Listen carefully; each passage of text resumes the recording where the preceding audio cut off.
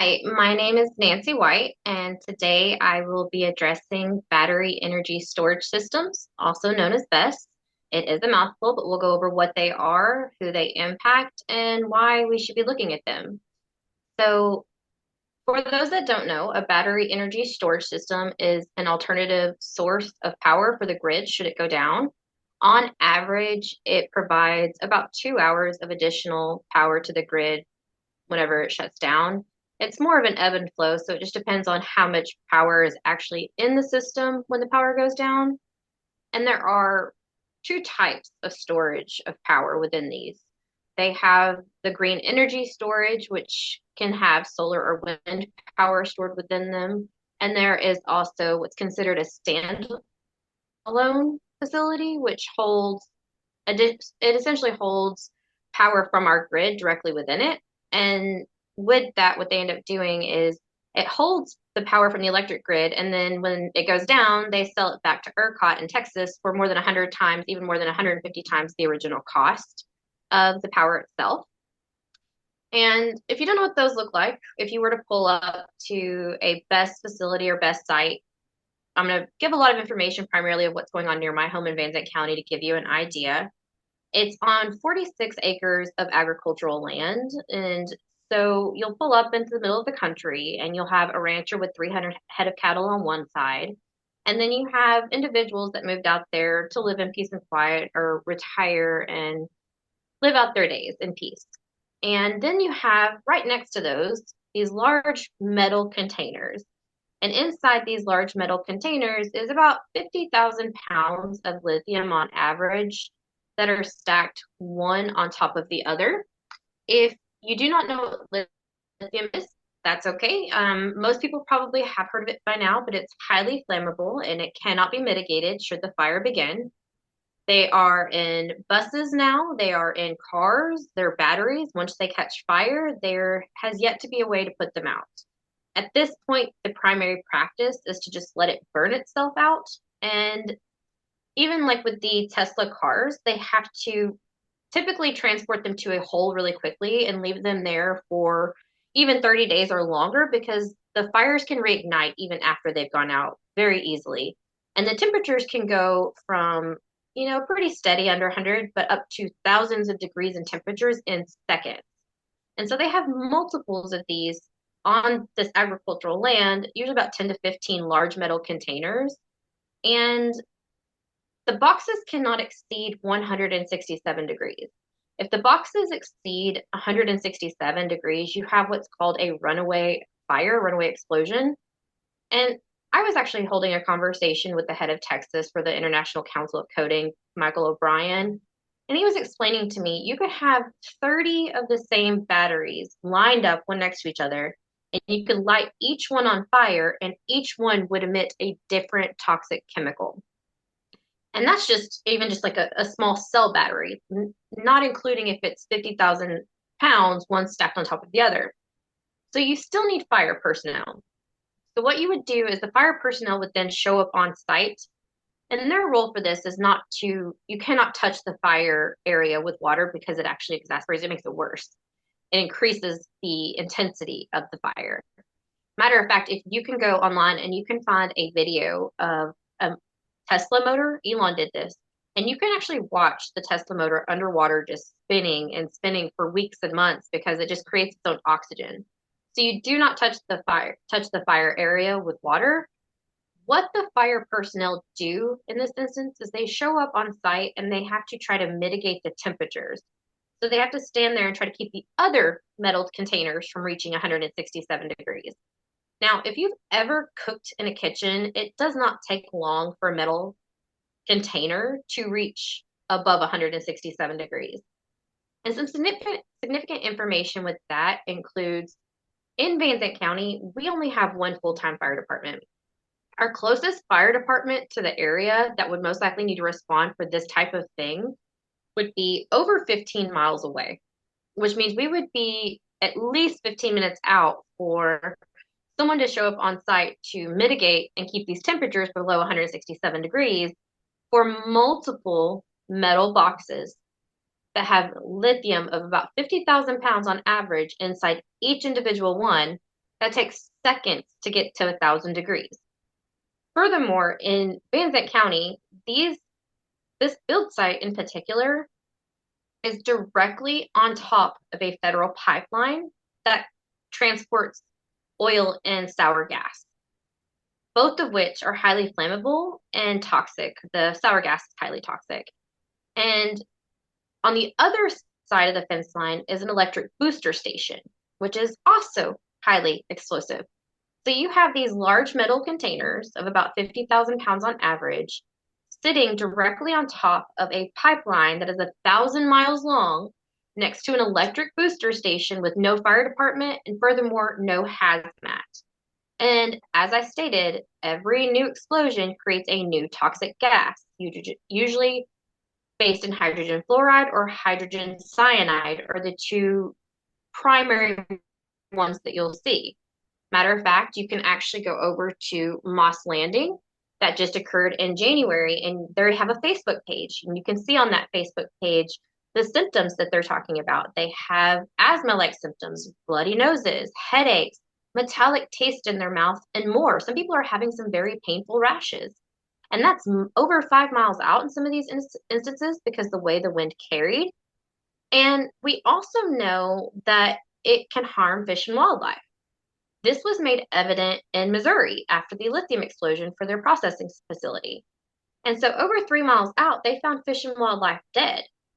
So another thing interesting about the build site in Van Zandt County is the fact that it's right next to a watershed, the Lacey Fork watershed.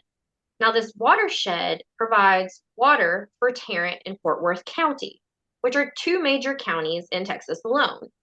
And furthermore, it is a water that connects to Cedar Creek Lake. Cedar Creek Lake is a tourism site during the summer for smaller counties. It's a lot of their income during that time of the year is the extra tourism. So if it's polluted, that's a problem. And this particular watershed is half a mile or less from this build site.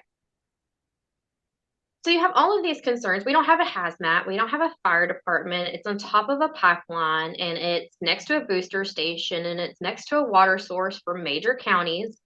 And you may be wondering, well, why is it happening if it's this unsafe? Why would this be occurring? And it's actually has a lot to do with our government. A lot of this goes back to, for instance, our governor is pushing for these builds. He's pushing for renewable and BESS builds, which is interesting to me because we know that these are highly unsafe. Matter of fact, we know this because Senator Marco Rubio, him and 26 other senator and congressmen signed a letter after Lake Lejeune military base put a BESS facility on their site. On that location, they discovered that China was accessing the software remotely. And so they turned it off because they do a lot of war training and things there as well. And so they turned it off. But then they learned that China could just turn them back on, which was obviously an area of concern. And especially since CCP for China has threatened multiple times to do espionage. And what's even further more interesting is the fact that our governor, Abbott, has actually issued an executive order in reference to China stating that they would use our infrastructure and grid to harm us. And they are planning more than 900 of these across Texas alone. So let's roll that back one more time. You have highly flammable, toxic materials lined in metal boxes that cannot exceed 167 degrees with chemicals that quickly exceed thousands of degrees in temperatures on top of a pipeline, next to a booster station, next to a water source for major counties in Texas, and no hazmat and no fire department for software for a country that has threatened to harm us using our infrastructure and grid while giving them over 800 to 900 plus access points across Texas. And right now, we have no laws, no legislation, nothing in place to protect us. There's no county that can deny them. Like, as individuals or as counties, our elects could not go, oh, we don't want this here. This isn't safe. They cannot say anything. There's nothing they can do because there's nothing preventing them from the way they're classified from being built. And that's concerning whenever you know that China can access them and have started to harm us. We know this because Senator Marco Rubio and the other congressmen signed this stating that very thing. And there are other concerns in reference to the financing behind these. So a lot of these tie back to Black Rock Creek and Vanguard. Most people have heard of these two by now. But what's very interesting to me about Black Rock Creek and Vanguard is the fact that our Attorney General, Ken Paxton, currently has a lawsuit against them, as well as State Street, in reference to intentional fraud to our infrastructure and grid by intentionally lowering the production of oil, gas, and coal to push for renewable energy and battery builds. They intentionally did this. And on top of that, there are concerns in reference to who these are connected to. So this is a very interesting thing. I highly recommend people to go down this hole and look into this. So Black Rock Creek and Vanguard are directly connected to Douglas Emhoff. He's a primary stakeholder in this. Douglas Emhoff is Kamala Harris's husband.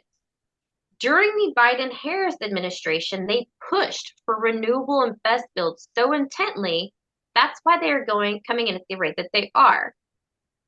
Hundreds of billions of taxpayer money has gone into these builds all across the United States. In Texas alone, I believe it was over 29 billion. I would have to double check that, but that was Bill Peacock. He handles that. He did a presentation recently, and it was over 29 billion just in the last few years just for Texas, but it's over hundreds of billions of dollars just in the United States for these bills. And when I say the taxpayers are paying for it, the Inflation Reduction Act, it sounds really great in name, but the Inflation Reduction Act is we're paying our taxes to that, and we're paying out billions, hundreds of billions of dollars through the Inflation Reduction Act toward these bills. And as of right now, President Trump has put an executive order out to stop these, but he's addressed solar and wind, but so far has not addressed the battery energy storage system aspect. And some other interesting details is the same company that's building in these very unsafe parameters. You might think, oh, well, it might not ever happen. So, that's just being afraid. But here's the thing, is this company that's building the batteries, Fluence Energy. Fluence Energy actually built the batteries. They were contracted by LG Energy out of California for Moss Landing. Moss Landing near Monterey Bay, their batteries were built and engineered by Fluence Energy. Fluence Energy already has a lawsuit against them from the last runaway explosions that happened at Moss Landing. They also have a lawsuit against them from their parent company, Siemens. Siemens has a lawsuit against them. So they have two parent companies, AES and Siemens came together and they formed Fluence. Fluence has a lawsuit against them from their parent company, Siemens, for investor fraud and for faulty equipment that they're choosing to use. So with that, we see what's happening at Moss Landing. We know that they're unsafe. We know that our Attorney General is addressing the lawsuit against them. And even says right here, that their conspiracy has harmed American energy production and hurt consumers. This is a stunning violation of state and federal law.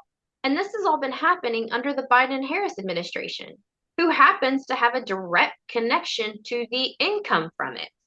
And they're funding it with our taxpayer money. And then what happens when that company goes under? So say, for instance, Fluence goes under, which is highly probable considering their parent company is currently selling off their stock and they have multiple lawsuits against them, and they're about to have an additional one because of Moss Landing. So once they build this site here in Van Zandt County and it's up and running, what happens to those batteries? Who controls them? It's very improbable when that company goes under that another company is going to want to pick up these batteries because of the fact that they have a lawsuit for faulty equipment use, which means that the landowner, because that company went under, their lease is no longer valid, so therefore they're now responsible for everything on the land. It goes back to the landowner that leased it. Well, let's look at the funding for that. So it's a $90 million build. 50 from the company, and then it was 40 million from our government that loaned them $40 million, and they turn around with the Inflation Reduction Act and they reimburse them up to 70% of their startup cost, which with the math of that shows that it's more than that 40 million plus a profit. And the typical decommissioning cost for a site like this would be 2 to 3 times the cost of the build. So you're looking at about 270 million roughly to decommission it, and the landowner will not be able to afford that. So then the county would need to step in at this point and either clean it up or finish the build. The company will not be, or the county will not be able to afford that. So what happens is EPA will now need to step in. EPA will step in and they'll clean it up. They're not going to finish it. They're going to clean it up. And when EPA cleans it up, they're going to want their money back for that cost. So now the county becomes a super fund to the state to pay for the cost of the cleanup, which it doesn't matter if your county's in debt now or not, it's going to be after something of this situation. And our county alone is building 7 battery energy storage systems and 2 BESSes. And one of the things that's need to know on this is Shell and Exxon has issued hundreds of billions of dollars because they want to start pairing solar and BESS together for data centers. And I want to emphasize this because this is an important detail. In Van Zandt County is a city called Ben Wheeler. In Ben Wheeler, they have a solar farm that that in 2024 alone caught fire more than 70 times in 2024 alone. And they now want to put one of these battery energy storage systems right next to that site for a data center. So a site that has caught fire more than 70 times in 1 year wants to put a storage system next to it that once it catches fire releases toxic gases and cannot be mitigated when one site has already caught fire multiple times. And another thing that needs to be known, the reason you need a hazmat team to come out is because they need to determine the evacuation area. So, and this can be verified. They even had to shut down a highway and a school in California in Monterey Bay because of the toxic plumes. So they'll come in, they'll test the air, determine which toxins are there, determine the evacuation area. On average, it's about 1.3 miles, depending on wind for the evacuation zone. But you also have what's called indoor lockdown at that point. Many homes further out will go into up to 5 miles, I believe, is it? But again, it depends on wind. Will go into what's called indoor lockdown. And they'll be required to turn off their AC or ventilation because they cannot have the air circulating in. And it's not for like 1 or 2 days or 1 or 2 hours. You're looking on average of about 2 weeks of this.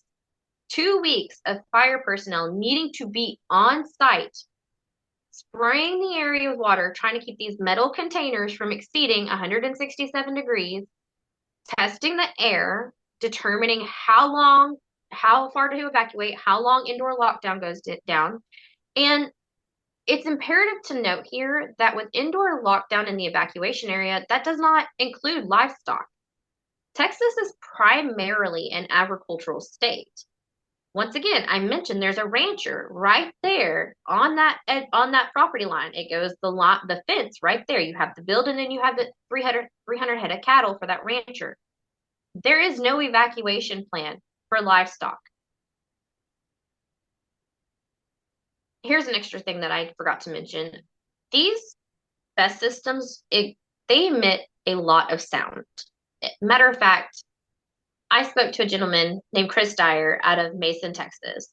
He is a retired Marine. He was a Marine for 38 years, and he went and moved to the country with his bride to live out his days in peace and quiet after serving our country. And this company decided to come in and build 22 feet from his back fence.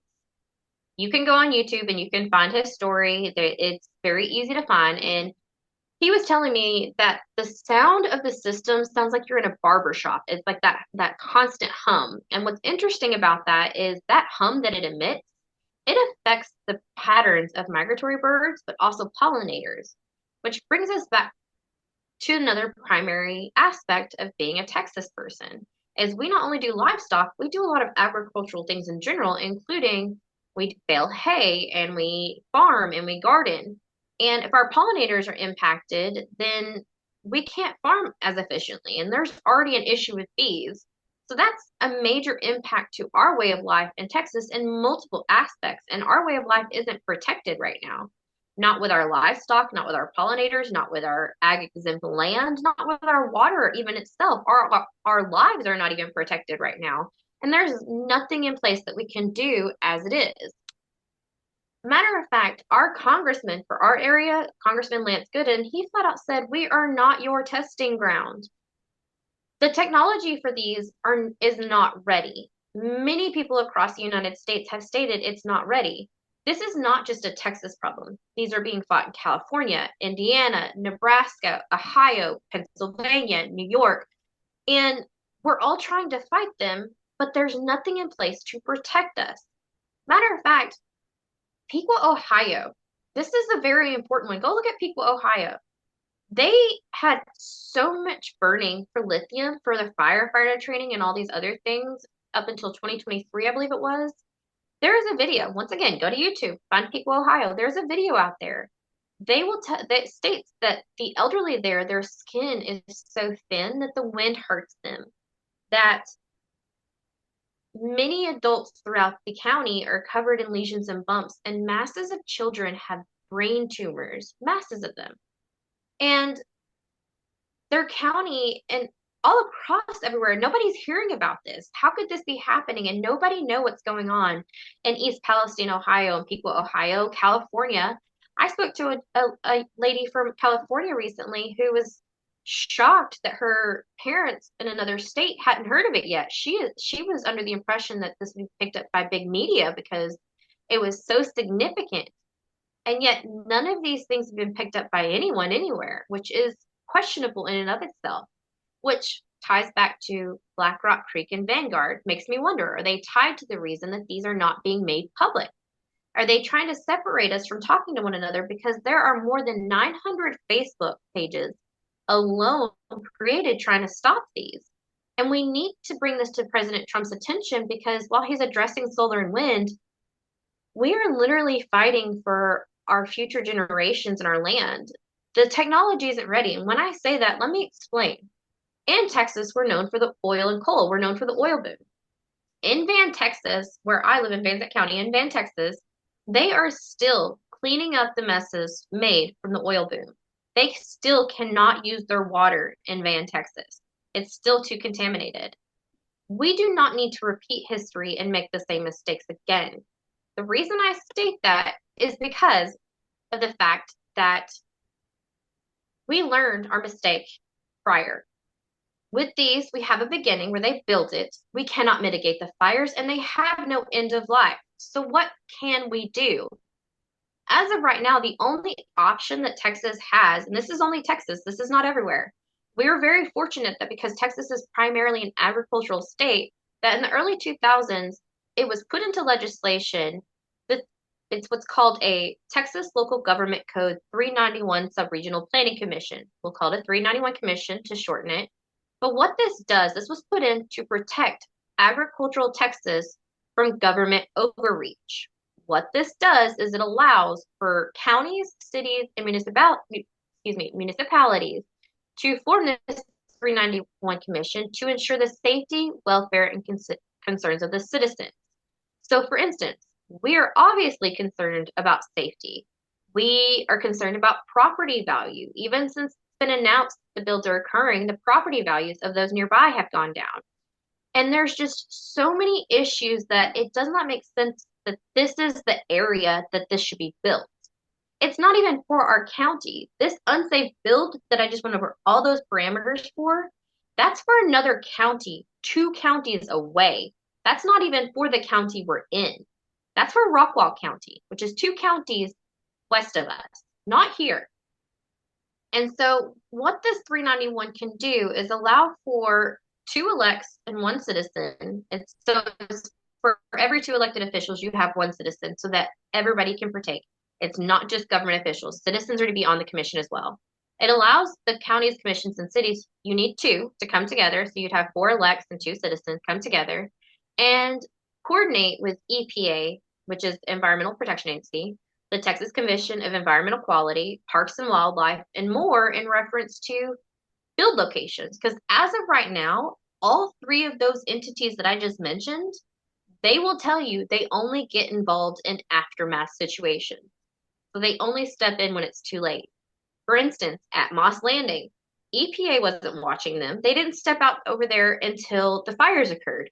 Which another interesting detail about Moss Landing is the EPA sensors out there, suddenly two of them failed with no data, which is also interesting because in Missouri, when they had their fire, they had 22 sensors out there, and only seven of the downwind sensors were released, but none of the other 15 sensors that were upwind were ever released. And I'm very curious as to why that information wasn't released and what did it show?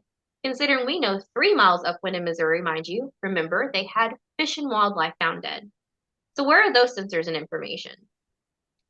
So the 391 would require them to coordinate with us to get that addressed now. And there have been successful cases of this used in Texas already.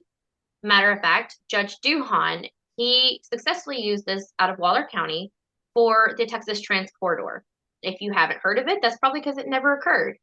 This was going to be built from Canada to Mexico, was the Texas Trans Corridor. It was going to take up 300,000 plus acres of Texas. And they were going to build this with the intent of putting in roads or trains or something like that at that time. I can't remember the exact, I think it was a train, but it was a definitely a significant cut into Texas. And Judge Duhan was able to successfully coordinate with TxDOT and others to require them to address the safety and concerns of the citizens as far as the land.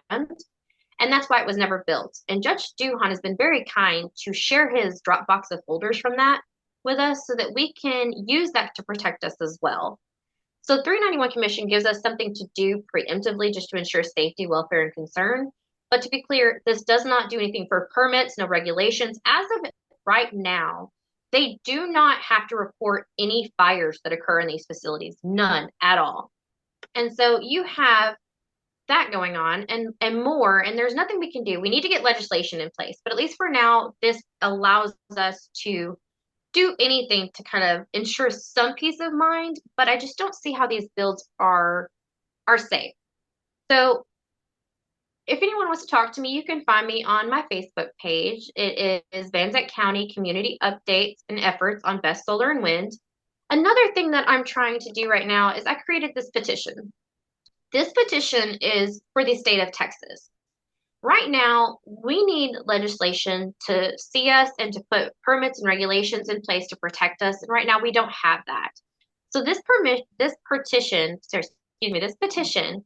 is we need signatures, we need voices, we need to be able to present our legislation with evidence that we want these regulated, and we want us to have a voice in these bills. For instance, if our county does not want them, we should have the right to say, no, we do not want this here.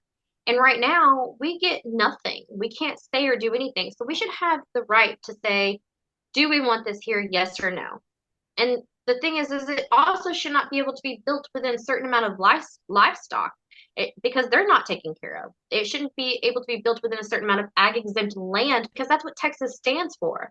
And the reason they're coming in at the rate that they are is because our comptroller, Hagan, he flat out stated, Texas has the land. We have the land available, and we are a business-friendly state. And because no permits or regulations are needed, they can push them in the masses that they are because they don't have to do a checks and balances at this time. They can just put them anywhere, and they're choosing unincorporated areas that have further or even less regulation. Nothing is needed. They're choosing that. And what's even more concerning is these companies are not American companies. These are foreign companies. The company building here is Finland. This is a Finland-based company, but you have more from Chile, from Korea, others. None of these are American companies. And they're building on American soil and leasing from American individuals.